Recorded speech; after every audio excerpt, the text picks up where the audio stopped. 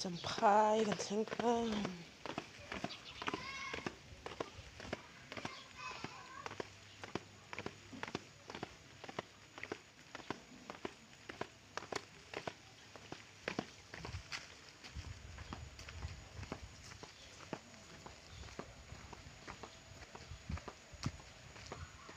này hi viên khang khàn mua nè anh nhá cho mình khu được khu gần một tiệm khu được khu lại tay lịn hay lại tay lịn vào tệ khu gần một tiệm này khu ngon bé rồi được từng cái này chọc đi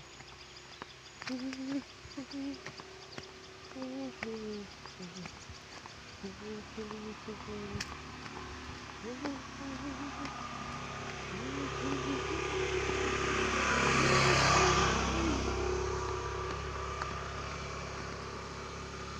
viên khang high school tầm phai high school rồi nhá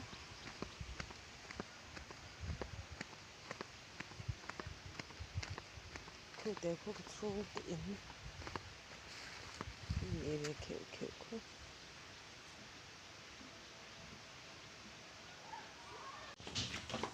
nó có rồi hết ạ ê ắt chụp luôn tụi ca step tới hit thui box xia ít những cần xem ta hê hê hê nu nu chân chưa rồi cái má nào ruột té in căn thì phải giống tới cái má nào ruột té nè cầm oma cái hồ sân để đó na khoa hara nỉ hi na kín nó cả cái hồ sân đó na han cần về ngài cái hồ sân để đó na in tinula xia he anula to xia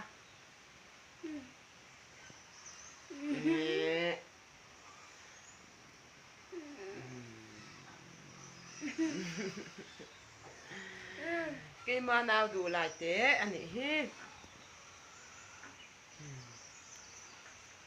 thì để rồi đấy lu bere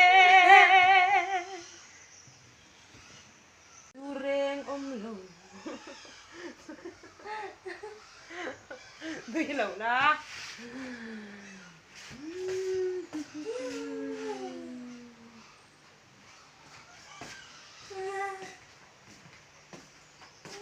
cái chính ăn thổi chú anh ấy ăn lé chính ăn đi tắc anh về tròn nu anh về tròn đét ăn thì na nín rồi mà ăn thầu mình khát khăm ngay lắm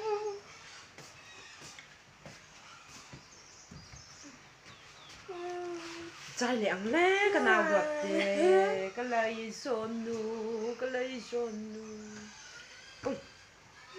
chỉ lâu em cái hồ sân chết toa khoa hả nè khoa hả đó nè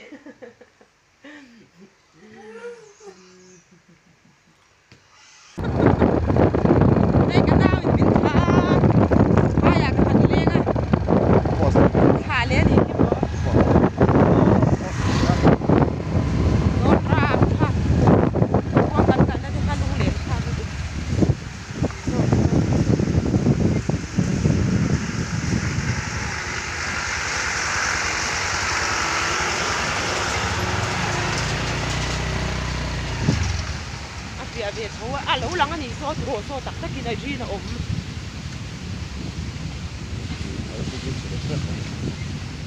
về đó